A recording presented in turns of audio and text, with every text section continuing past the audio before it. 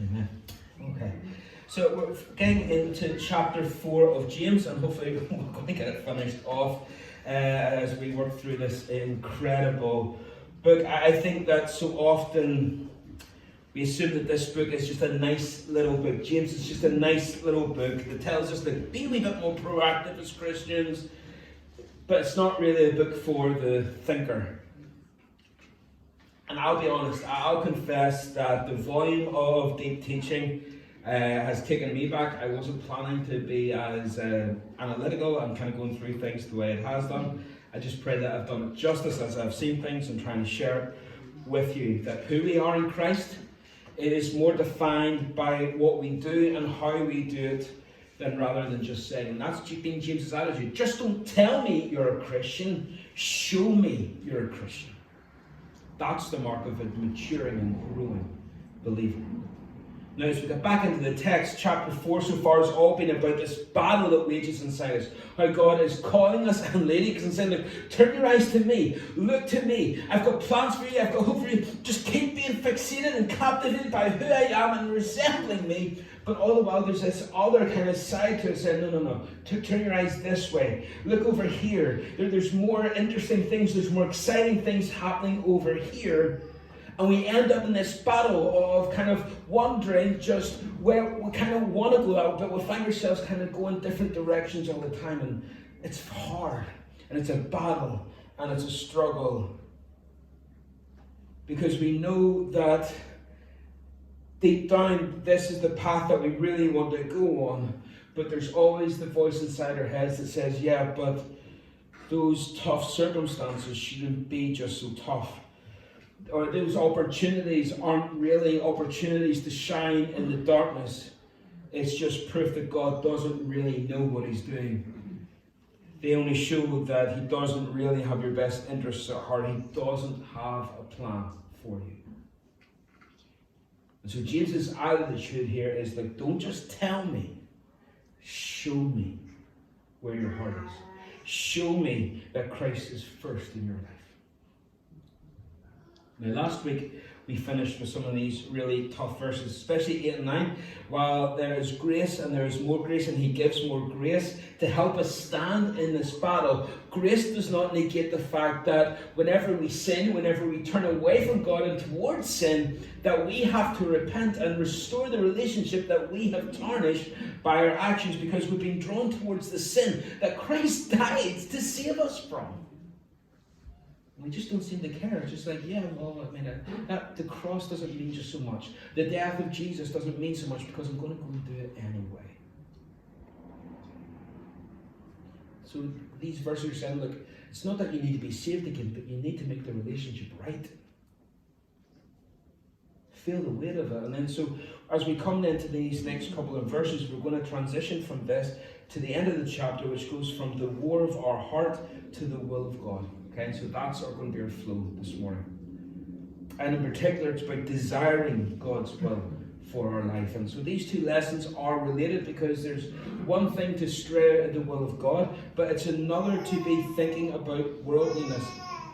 It's another way of thinking about worldliness, because if God is calling us this way and saying, come with me here, I've got a plan for you, I have made you, I have woven you together in your mother's womb, I have a plan for you, I have designs for you, but it's this way. And as Christians, we're going, oh yeah, that's really nice, but I'm over here. You're not going to find God's will this way, because it's over there.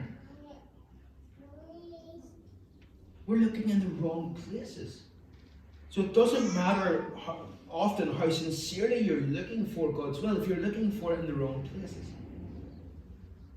And it's still thinking about this fight then that's inside of what our heart really wants. What does our heart truly treasure? And James's point now is that worldliness is not going to just draw us away from the presence of God, but it will draw us away from the plan of God for our lives.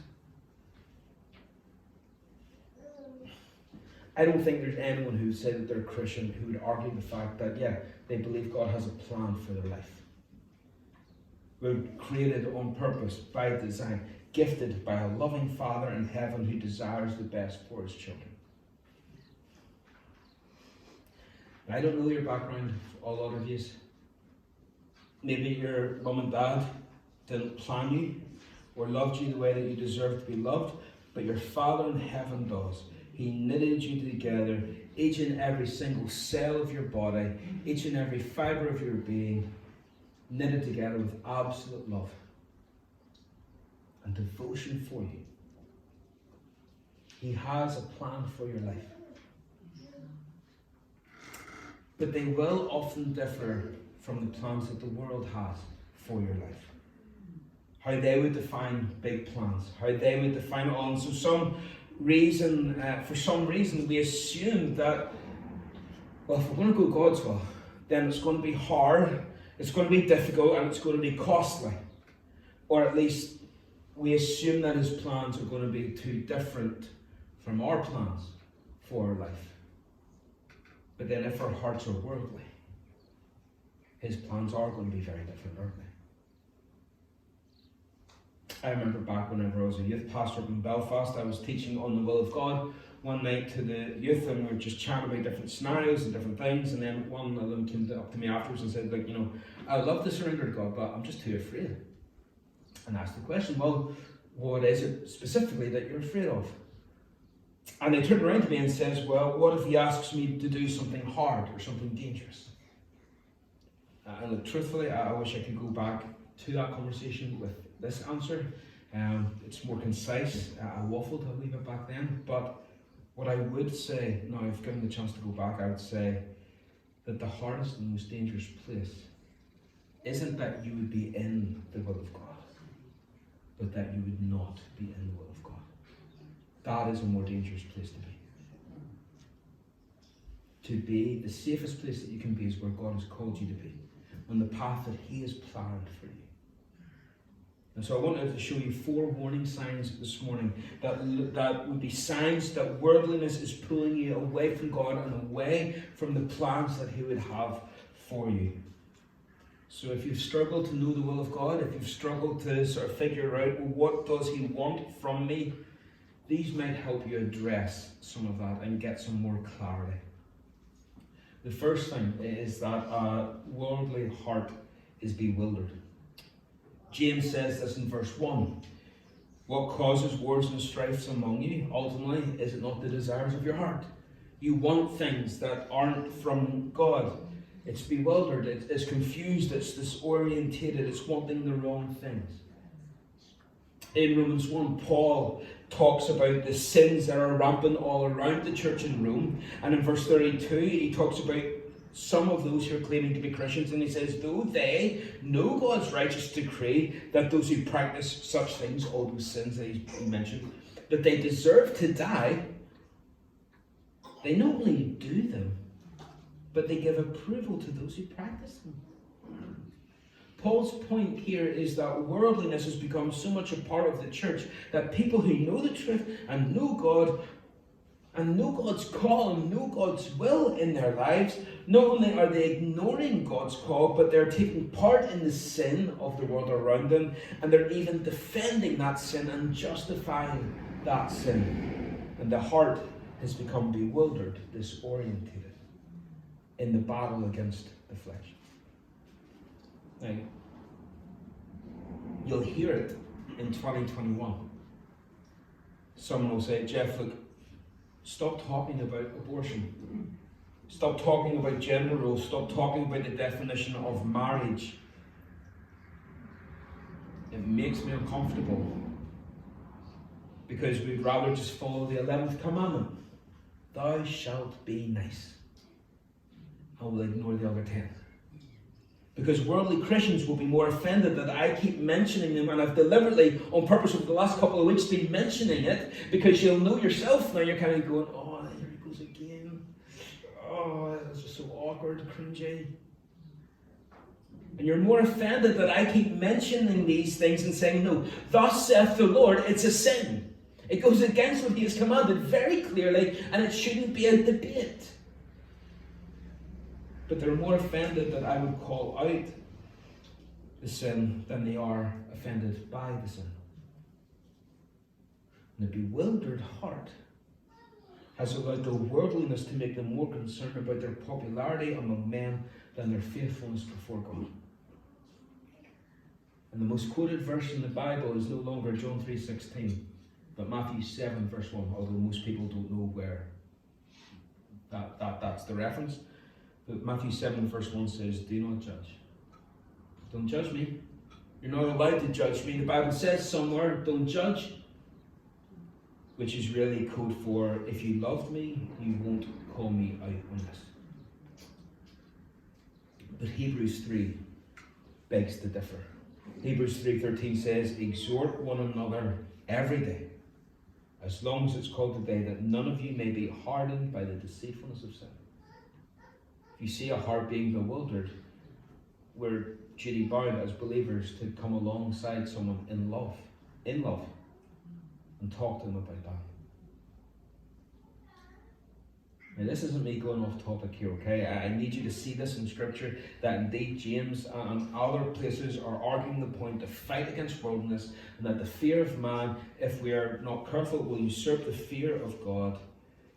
So we're in this fight together, and it's good and loving to steer each other right. But in raising this issue, James 4 is now going to warn us about overcompensating in this fight.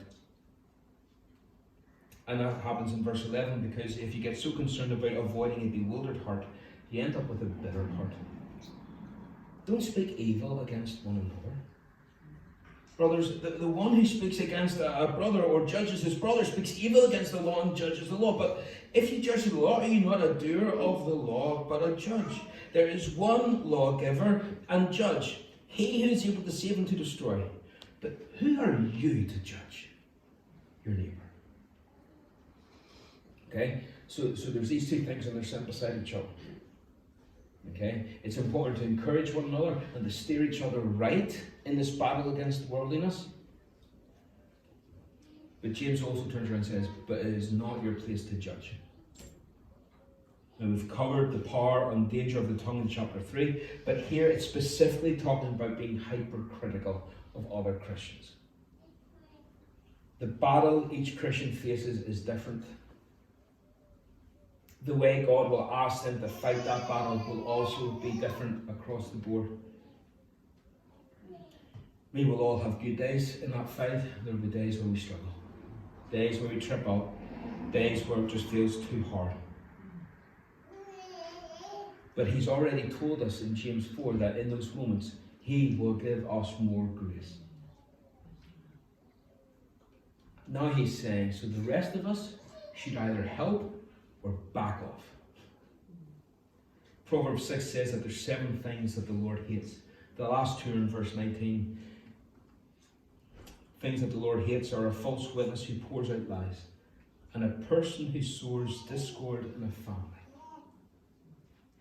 There's a lot of Christians who go about sowing discord in the church family.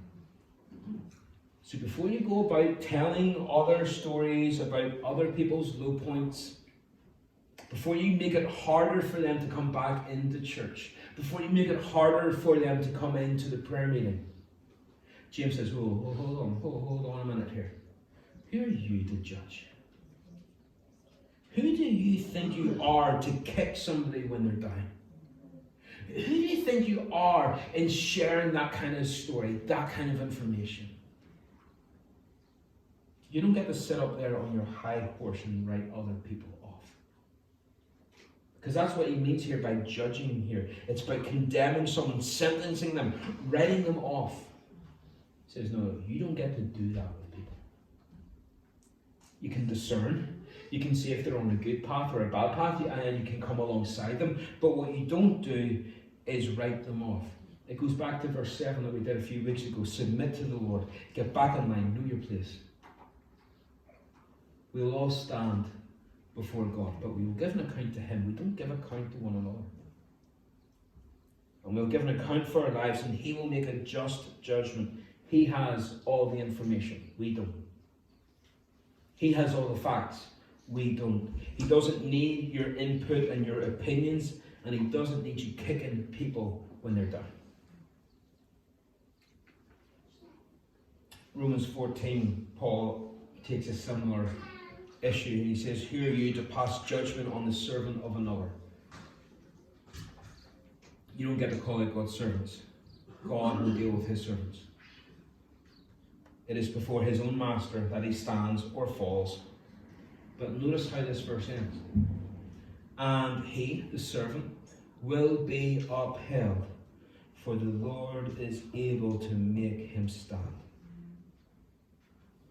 James 4 tells us, because he gives more grace. See, this is about having a critical spirit. We know the type. They are so common in churches in Northern Ireland. They go around like God's self-appointed policemen and policewomen, and they actively look to find the negatives. Oh, it doesn't matter what you do, they will find fault with it. And it's never good enough. It's never how they would have done it. And not only do they think that they're doing a really good job by keeping everyone right, they actually really enjoy the sense of superiority that it gives them. Did you hear about so-and-so last night? I wouldn't be asking them to help out anymore. No way. She can't be saved and wear that, or say that, or do that. And James is saying, look, there is a spiritual war within all of us. But the goal in fighting this war is to bring us closer to God, not to kick people when they're down. Someone said that the Christian army is the only Christian that shoots their own wounded. It's not how it ought to be. Beware that a bewildered heart that loses its sensitivity to sin. But don't let that lead to a bitter heart that leads to a critical attitude towards everyone else's sin. Third symptom of a worldly heart is that it's bold. Come now, you who say today or tomorrow we will go into such and such a town and spend a year there and trade and make a profit. Yet you do not know what tomorrow will bring. What is your life? For you are a mist that appears for a little time and then vanishes. Instead, you ought to say, if the Lord wills, we will live and do this or that. Worldly people will make plans without God. And that's a very bold move. Now, verse 13 talks about people making plans a year in advance. Let's move to this city for 12 months. Let's make lots of money. Now, the issue here isn't that they're making money. Their issue isn't that they went somewhere for 12 months. No, the issue is that they didn't bring any flexibility to what God might want them to do. They decided that they're going to do it, and they went and did it. Rather, verse 15 says, no, you ought to say, God willing, here's what we're going to do. Life's uncertain. We don't know what the next 12 months will hold. We don't know what tomorrow will hold. We've seen that in our church over the last week. If anyone was watching the football last night, there was a player who just collapsed, getting CPR, chest compression for 20 minutes on the pitch. It was scary.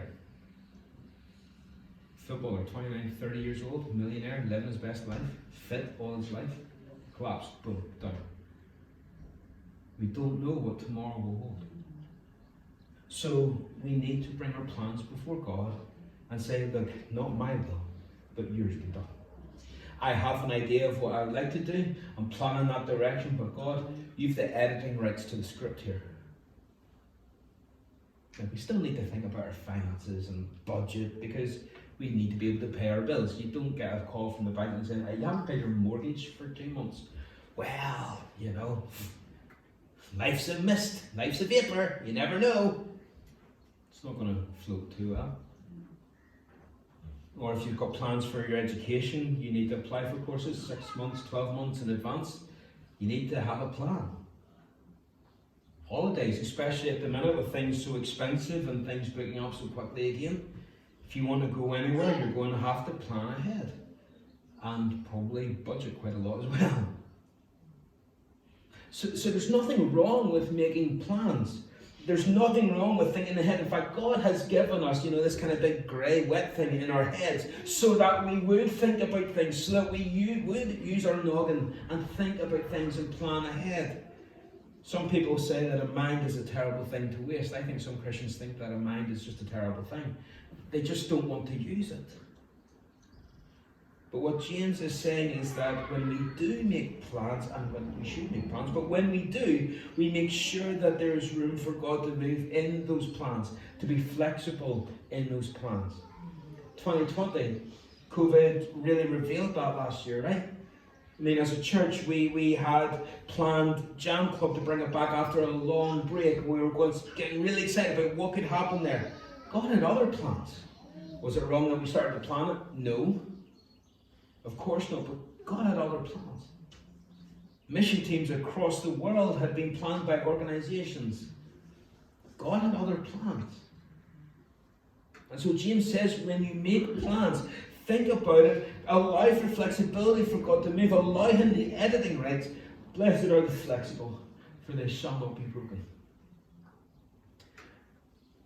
I'll confess, I'm one of those people who struggles with this. You ask my wife, I don't deal with changes to plans very well. It could be an OCD thing, I have no idea. I don't work well without a plan. And I definitely don't work well whenever a plan falls apart.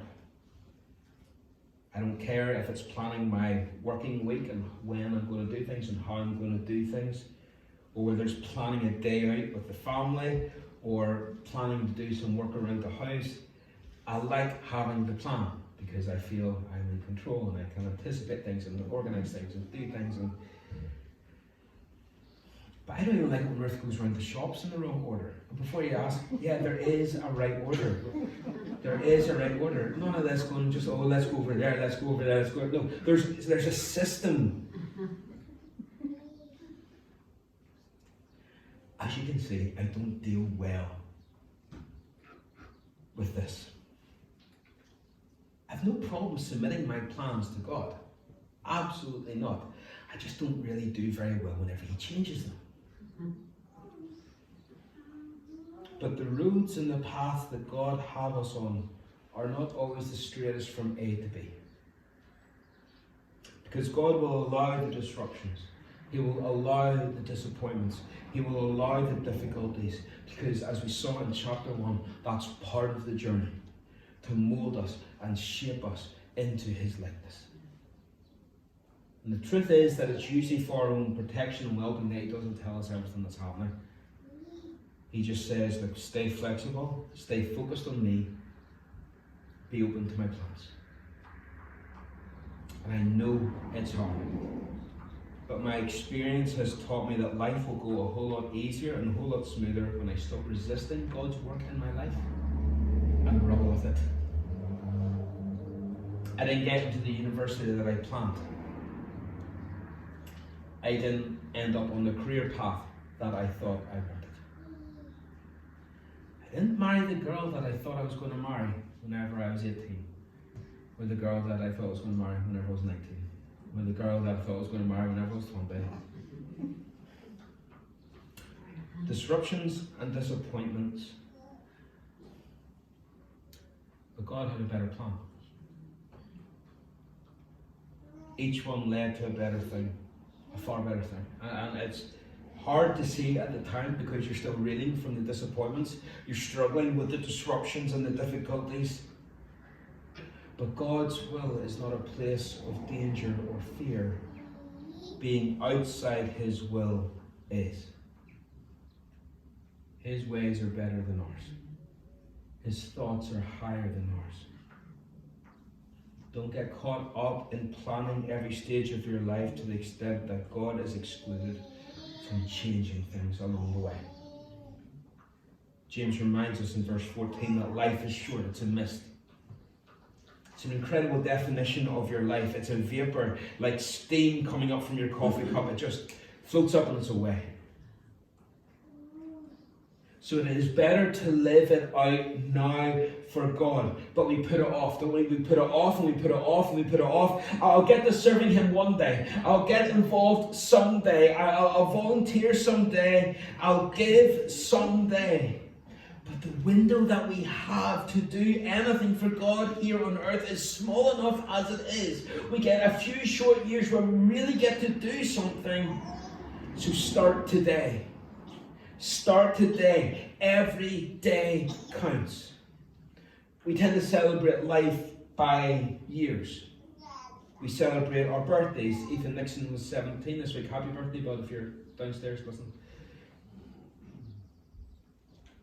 But that's not how Scripture tells us to do it. It doesn't tell us to number our years. Scripture tells us to number our days. You live one day at a time, making the most of each day. Psalm 90. You set our iniquities before you, our secret sins in the light of your presence. For all our days pass away under your wrath. We bring our years to an end like a sigh. The years of our life are 70, or even by reason, by strength, 80, yet their span is but toil and trouble. They are soon gone and we fly away. Who considers the power of your anger and your wrath according to the fear of you? Verse 12. So teach us to number our days, that we may get a heart of wisdom. Life is short. Now that doesn't mean we can't make plans. Okay, don't take this out of context. Don't be going home and ringing someone and say, look, I can't meet for coffee tomorrow. Why not? Well, because the pastor says I might be dead. No, so, well, look, if you're alive tomorrow, give me a call, all right? No. What he's saying here is be flexible when you make your plans.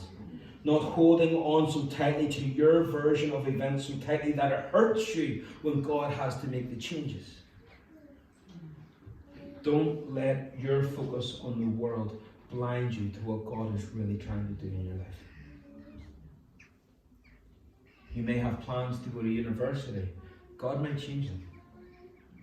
You may have plans to do a particular course or go to a particular campus. God might change it like he did with me.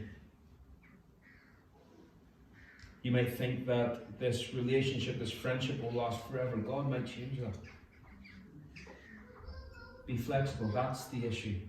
Don't be blind to what God is doing. Jonathan Edwards said, Lord, stamp eternity on my eyeballs. What he meant was that in everything that he was doing, Lord, give me an eternal perspective. There's no such thing as just going for coffee. There's no such thing as just doing bedtime stories with your children or grandchildren. There's no such thing as just having a job that pays the bills. All of it.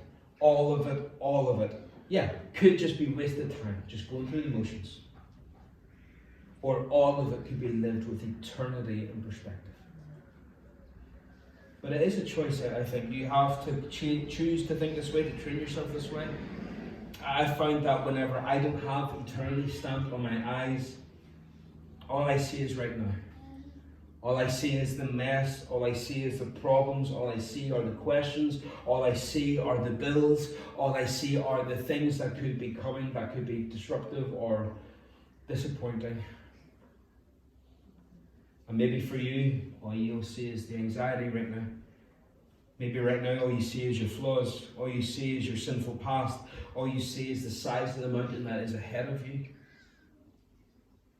But when you fix your eyes on Christ, and when you see with an eternal perspective, you'll see God is doing far, far more than you could ever think or imagine. He may not be doing the same as you think he should be doing, but he is at work.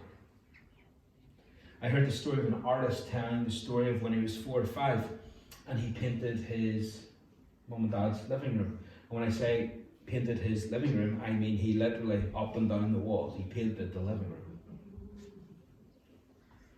And he remembers very clearly when his mum walked in and saw the destruction. He says he could remember her closing her eyes and composing herself and taking a deep breath and says, wow, you're an incredible artist. And he says, that was the day I became a painter. That was the day I became an artist. Now, I am sure there's more to that than that part of the story. He doesn't say how his dad reacted to the living room whenever he walked in, or whether or not he had to clean up the mess. But the mother in that moment recognized that there was a bigger perspective. And she chose in that split second not to tear down her child, but to build him. to manage the situation differently, to change the focus. Walls can be repainted. A child's confidence is not so easy to fix. Change your perspective, folks, to what matters today. Think about the ripples each conversation that you have could make. Lord, stamp eternity on my eyeballs. God has a purpose and a plan for all of us, but don't do it in terms of what it gives you now. But his will is one that is steeped in eternal perspective. But yeah, I'm still scared. I'm still scared of what he might ask me to do. But you're making that assumption. You're making an assumption that because God might call you to something unexpected, that means it's going to be hard or miserable. And I'll be honest, there are some Christians and they do make it look very miserable. But I would suggest to you that those miserable Christians that you see are the ones who are wasting their eternal purpose. Not because their hearts are too blunt or too bitter or too blunt. Folks, live with eternity in your eye line. I remember hearing of a church that on the way out, they had a poster that says, "You are now entering the mission field." May that be our mindset. Now let's finish off verse 17. This is a boring part. Whoever knows the right thing to do and fails to do it for him, it's a sin. Now that's interesting, isn't it? Because this verse is in the context of doing God's will, in the context of the battle against worldliness in our hearts. It's one thing not to do bad things, but if you know that there's something that you could do and you know it and you recognize it in that moment and you ignore it, then that is a sin by omission. And I think the heart of a worldly Christian who sits back and never does anything, that's a very boring life.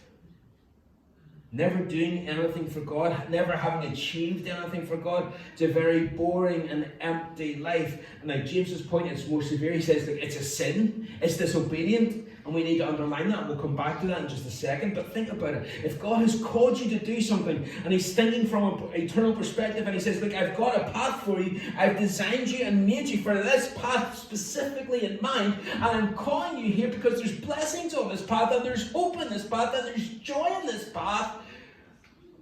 And we go, no, I'm all right. Of course we're going to end up feeling empty. And what will happen is you'll have Christians who say, the Christian life wasn't all that I thought it would be. It wasn't as full as what I was promised it would be. What happens is, because we think it's empty, we turn to the world to fill us. But it was the world that was making us feel empty in the first place.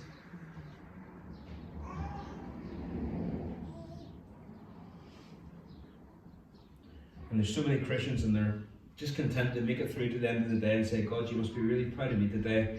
I didn't steal, kill, or lie at all today. Imagine turning to your spouse and saying the same sort of thing. Good news, dear. I didn't have an affair today. You must be really proud of me. Like, oh, wow, well done. You honoured the most basic agreement in our marriage contract. And by the way, what do you mean today? You didn't have an affair today? Tell me more. Will be much of a marriage. James has already called people who flirt with the world adulterers. And here he underlines again, not having an affair shouldn't be reason enough to boast in your relationship with God. Rather, by not doing the things he calls us to, it leaves us in a place of disobedience and leaves us empty and leaves us in sin because we haven't achieved what he created and designed us to be. We feel empty and we turn to the world, even though that was the problem in the first place. Let's go back to this idea. In Matthew 12, Jesus tells the story of two sons. Stay there. In Matthew 21, there's two sons. The father comes to both of them and says, look, will you help me in the vineyard? The first son says, no way. And then he feels a wee bit bad, and so he goes out and helps. The second son goes, yeah, of course, I'll go out and I'll help you. But he gets distracted, he gets busy, he forgets, and he doesn't actually go and help. And Jesus asks the question, okay, well, which son obeyed the Father? Which son pleased the Father? And the people says, well, I suppose it's the first son. Even though he said the wrong thing, he ended up doing the right thing, and that's what counts. There are so many Christians, and they will talk all day long about the importance of missions, and the importance of teams, and the importance of serving, and the importance of being involved, and the importance of prayer, the importance of reaching the lost. And they talk the talk, and they'll talk all about it, they'll talk the thing to death, but they've never gone, they've never served, they've never given, they've never helped. Listen, if you feel led to visit someone this week, or to pick up the phone and to call someone, or send them a text message, or something, don't ignore it. Don't ignore the disruptions that God is bringing to bring about His will for you. It's not about whether you feel inclined to, if you're in the right frame of mind, or whether you're in the right mood. It's about obedience. God's calling you to do something, to encourage someone, to help someone, because He knows that they need a phone call, they need a text message right this moment in time. And to know the right thing, to sense what God's will is for you and to not do it, it is a sin. For the Father's will is not about the sin that you avoid, but the steps that you take in obedience. Luke 12, and with this we'll finish. Verse 35, it says, stay dressed for action and keep your lamps burning. Be like men who are waiting for their master to come home from the wedding feast, so that they may open the doors to him at once when he comes and knocks. Blessed are those servants whom the master finds awake when he comes. Truly I say to you, he will dress himself for service and have them recline at table, and he will come and serve them. If he comes in the second watch or in the third and finds them awake, blessed are those servants. But know this, that if the master of the house had known what hour the thief was coming, he would not have left his house to be broken into. You must be ready, for the Son of Man is coming in an hour you do not expect. Peter says, Lord, are you telling this parable for us or for all? Here's what the Lord said. A faithful, sensible servant is one to whom the master can give the responsibility of managing his other household servants and feeding them. If the master returns and finds that the servant has done a good job, there will be a reward. I tell you the truth, the master will not put that servant in charge of all he owns. But what if the servant thinks, my master won't be back for a while, and he begins beating the other servants, partying and getting drunk? The master will return unannounced and unexpected, and he will cut the servant in pieces and banish him with the unfaithful. A servant who knows what the master wants, but isn't prepared and doesn't carry out those instructions will be severely punished. But someone who does not know and then does something wrong will be punished only lightly. When someone has been given much, much will be required in return. And when someone has been entrusted with much, even more will be required. Folks, the question about God's will is not about how many bad things you did do or did not do. The question will be, you were my servant. How did you serve me? Did you do what I asked you to do? Were you a good and faithful servant? Folks, we've not been told how long we have to make a difference. We've not been told how long we have left to live for Christ in this world. Our lives are just a mist. So make the most of today, because we have one less day to make an impact than what we had yesterday. But Jeff, I don't know what I'm supposed to do. The answer's been right there, all in chapter 4. Turn away from worldliness. Stop asking how little holiness you can get away with. Turn your eyes to Christ. Fall in love with Him once more. Cherish the gospel. Submit yourself to the Lord. Resist the devil and be sold out for Christ. And make the most of today. We're going to sing our last song. Brian, I'm going to hand over to you now. Thank you.